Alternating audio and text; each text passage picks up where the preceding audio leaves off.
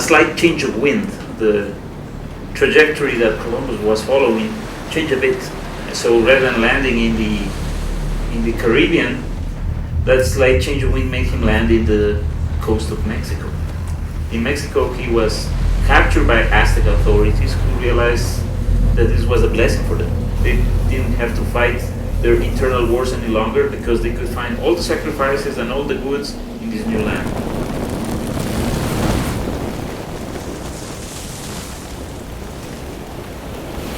In Europe, they thought that Columbus had fallen off the cliff of the earth, and that gave the Aztecs about 10 years to make their own fleet.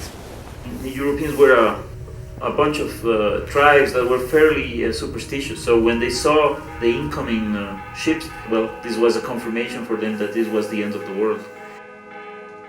Among the strange beliefs of these primitive tribes was the belief called Christianity, and it is the only known religion where instead of doing human sacrifices to the gods, they sacrifice the god to the humans. That perversion of the natural order of things shocked the colonizers. So they decided to establish a religious program to correct that. This is one of the few remaining sculptures of the god, because of the inscription here that says Inri, that the name of the god was actually Henry. Of the whole Vatican place, this massive construction, this massive temple, this is the only part that's left. It belonged to a big mural called the Sistine Chapel, and apparently these two male hands about to touch each other were part of a larger homosexual scene. But unfortunately their language it's gone, and we don't know if this has any literary value, and there was not much left.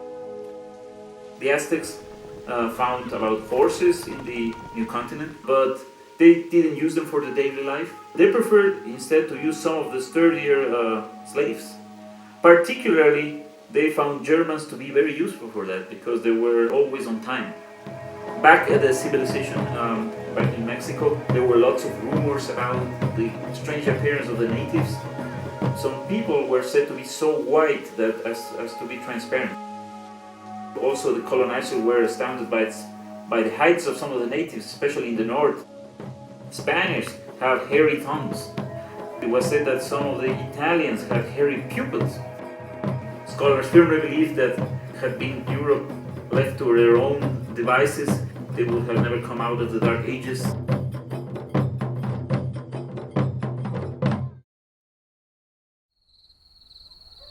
When I was studying mathematics, one of the things that fascinated me was how fragile the current state of things is according to what's so-called chaos theories.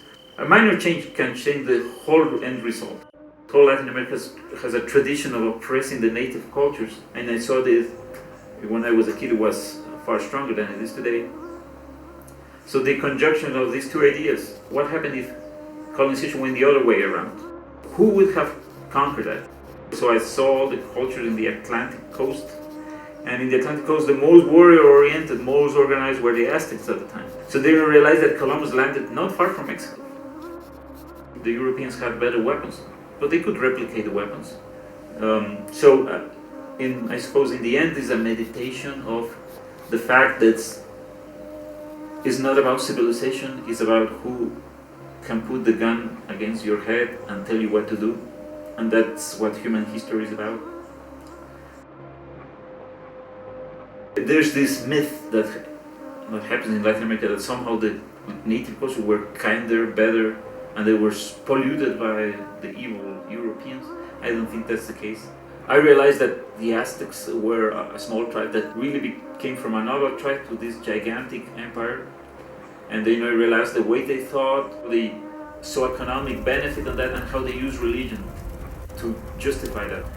And because they were really warrior-oriented, they just began to conquer everything through their ruthlessness, and as they grew, they started to change and modify their history. That's another thing.